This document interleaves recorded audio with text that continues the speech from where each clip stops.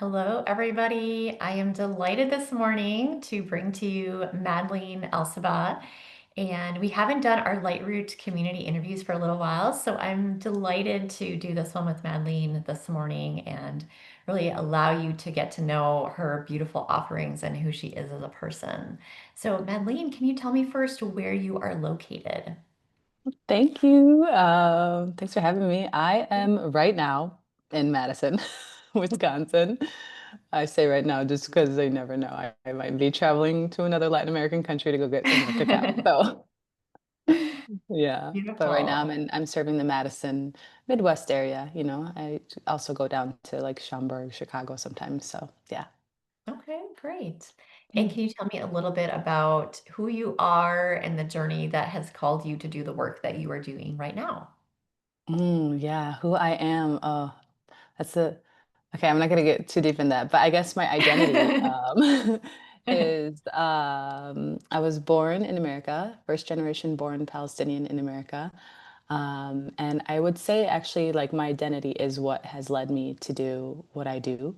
Growing up, I didn't feel like I fit in the States, especially after 9/11, being born and raised Arab, Muslim, and whoa. And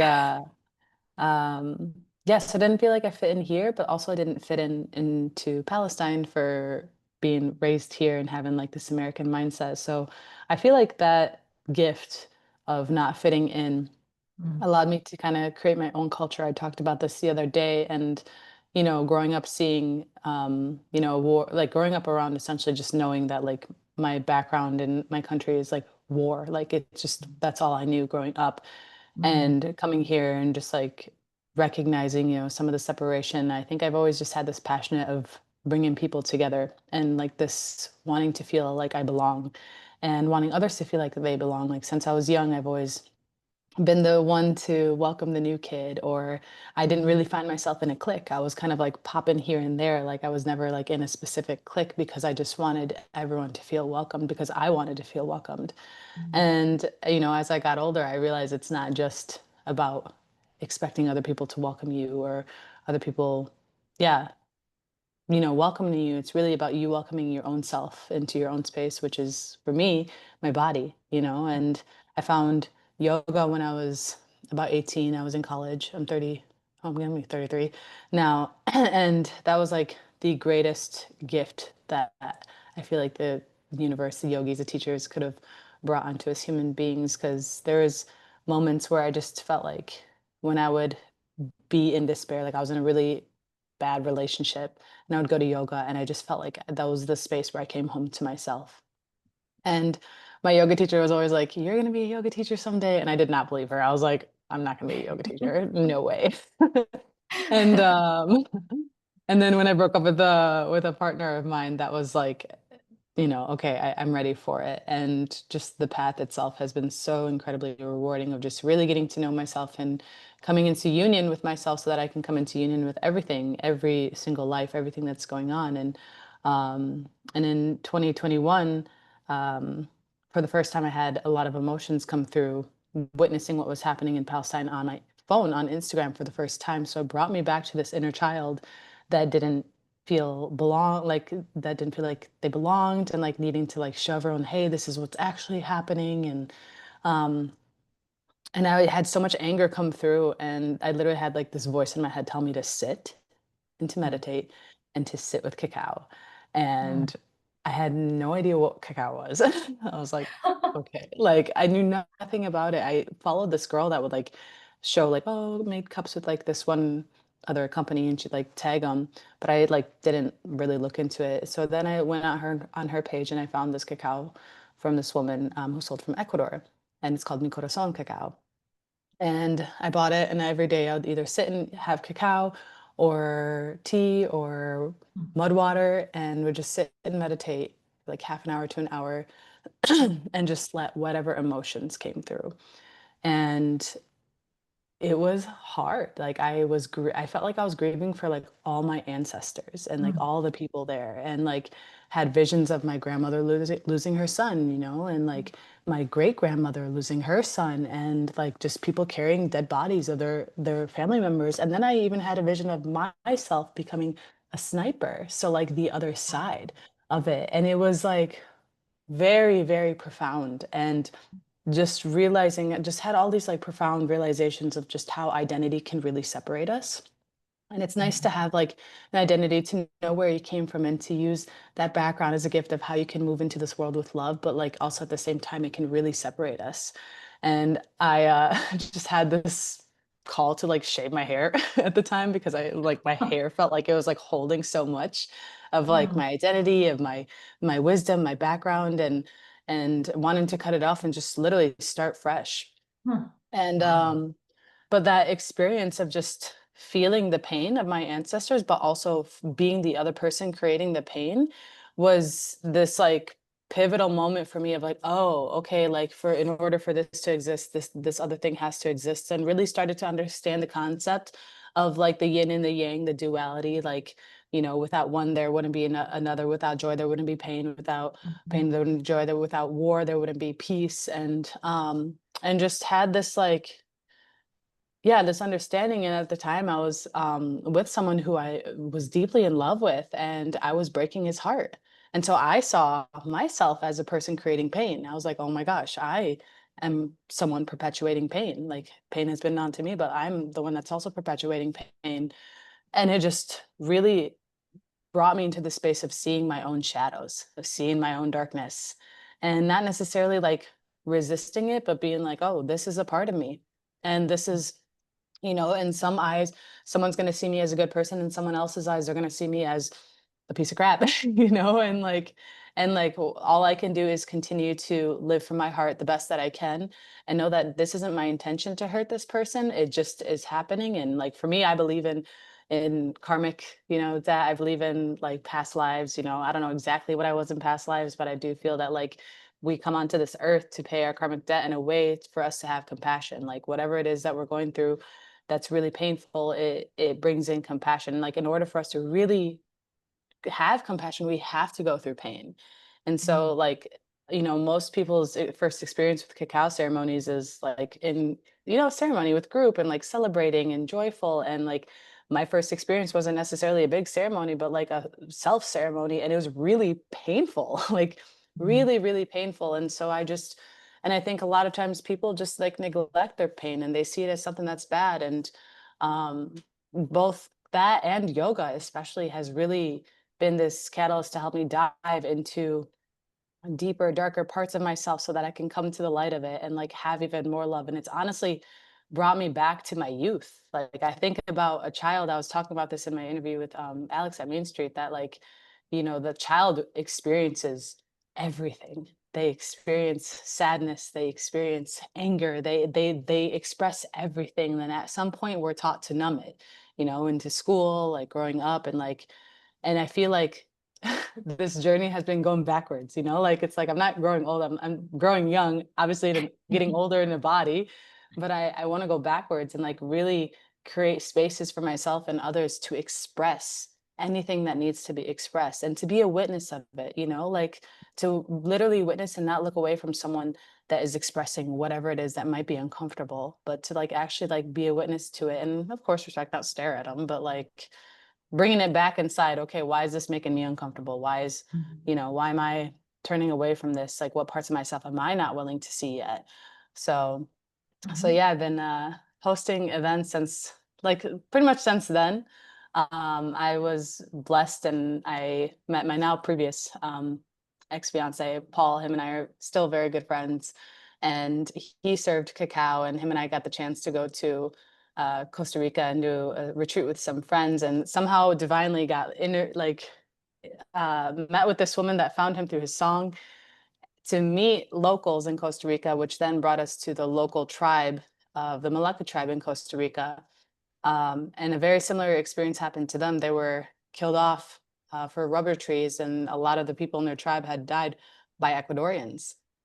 And that like, whoa, okay, the first cacao I ever sat with was from Ecuador. So like seeing the beauty, but then also seeing like the darkness behind it, and like just getting to talk to the man who owns the land, and like he's a local indigenous, and he's connected to this tribe. He's not part of the tribe, but he's connected to the tribe, but he like helps manage and run the cacao on their land with them.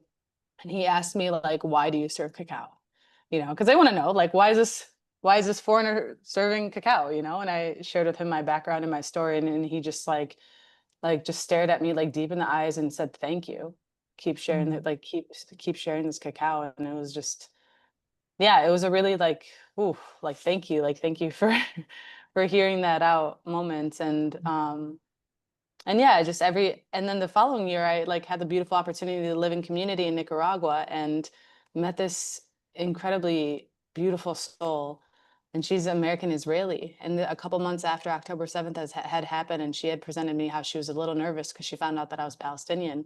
I was like, girl, mm, I don't care about your identity. I'm not here to feed into what the narrative wants us. Like, we're brothers and sisters here. You know, at some point, my grandmother was being watched by her Jewish neighbors. So, like, let's reunite that. And every single week, her and I served cacao for the cacao mm, ceremonies at this community. And it just felt so like there were just mm. moments where I was just like bawling, like in tears. Like I felt Oh, this gratitude from my ancestors. Like, thank you for not feeding this separation, you know, thank you for bringing us back together. And it was like so profound to be able to hold that space with her and to like, yeah, to dance and to sing and to dissolve this barrier of like separation mhm. and illusion. And yeah, so it's just been beautiful to just see the evolution of the medicine in my life and how like I continue to serve it. And I'm also served by it and served by the community, and to be able to witness everyone express in whatever form they want to express in, you know, the willingness of how deep they want to go. So, and it's the Absolutely. same with yoga. Yeah, like I teach yoga. Like I started a morning momentum because I think for me, mornings are the most important way to start your day. And like yoga has just been such a profound journey of really getting to know the self. And yeah, so these are my like my greatest passions is really just Yeah. movement and expression and unity. Yeah. Yeah, your journey So has so much depth. That's just very, yeah, thank you for sharing all the many layers that have brought you to doing what you do now. And I'm just curious just to kind of go a little basic because I'm guessing that some people in this community probably don't really know too much about what a cacao ceremony even looks like. Not to go into like a lot of detail, but just to give us, I know you yeah. just kind of shared how you discovered it and what it is for you, but if you could just share a little bit with our community what it looks like to come to an event of yours. What does that mean exactly? I'd love to know more. Yeah, well, every ceremony is so different. Like every single one of them is so different just based on who's there, the energy, the theme of it. Um, and I think for me, like a ceremony in general is an intention, like putting intention into something. And this last ceremony that we did, Rhythm Beyond the Veil, it was connecting to our ancestors and also connecting to, you know, the dark and the light, that transition of death and rebirth. And um, but it was also about like celebrating it, not, you know, like, Mhm. and yeah, every single ceremony is so different. But I think for me, the most important thing is putting intention and gratitude before you partake into something. And so Mhm. before every ceremony, when we have that cup of cacao, we sing to it. You know, I've written a couple of songs. We've sang some of Paul's song before, some other songs that were shared, and like just singing to the spirits. Like I imagine it like singing to like your baby, you know, like your heart, like singing to your heart before taking your cup of cacao. And then some days, you know, we'll move, some days we'll breathe. Most of that we're always moving, I should say this. Every single time we're moving. But there's a lot of singing involved, there's dancing involved, there's just connection, vulnerability, and like it's really different every single time. So I can't really tell you how exactly the structure is going to No, be, that's but I know great. that That's there's great. always That going to was be that's expression. perfect. Yeah, there's always going to be expression in some form, whether that's singing or dancing or talking or, you know, holding space for one another. And yeah, just really the overall intention is connection. Mhm. So connection to the cacao, connection to Yeah. yourself, your heart, your voice, and each other. Yeah. Mhm. Wonderful. And I'll share your website later on, but if there's anything else you want to speak to around yoga, it sounds like you do yoga online, and then are you also Yes. doing yoga in person as well? Yeah, so I teach a morning momentum, which is a Monday through Thursday, 45-minute, 7:15 a.m. Central Time on Zoom program, and it's different every day. We'll do yoga, breath work, mantra, dancing. It's like we'll dance to a song, before there's always yoga involved in it.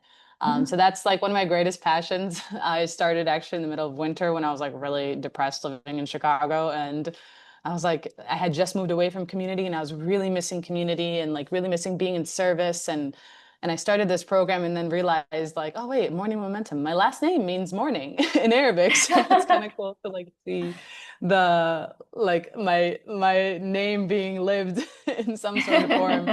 Um, That's and then beautiful. I teach at Main Street Yoga. So I'll be Okay. teaching there Tuesdays at 4 p.m. Soul Flow, and then Thursdays at 5:15 flow. Right. So yeah, but Perfect. you can always catch me online. I'll always be online for Yeah, sure.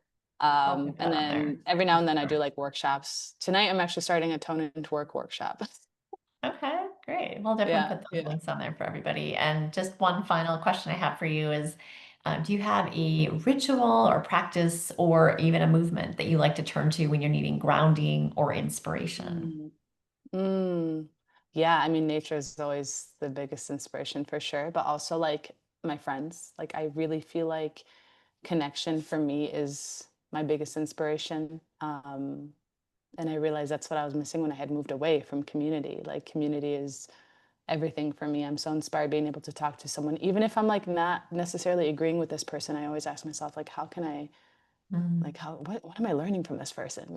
Like if I don't, even if I don't like necessarily vibe, like, what am I learning from this person? Like everyone has some sort of medicine to offer. mhm, But yeah, the ritual really is a morning momentum, is waking up and practicing with everyone, yoga and breathing and mantra and just gratitude. I think gratitude is like my biggest ritual for sure. mhm, Gratitude every mhm, single morning after practice, and even like with food or drinks, not mhm, all, I mhm, sometimes forget, but when I have that quiet moment to actually be present with whatever I have in front of mhm. me, like whatever I'm consuming, it's gratitude. So, Beautiful. Well, thank yeah. you, Madeleine. It's been a Yeah. joy talking with you and learning about your journey. And yeah, we'll be posting some links on there for everyone. And I really appreciate your time today. So thank you Yeah, so thanks, much. love. Thanks, Yeah. LightRoot. Yes.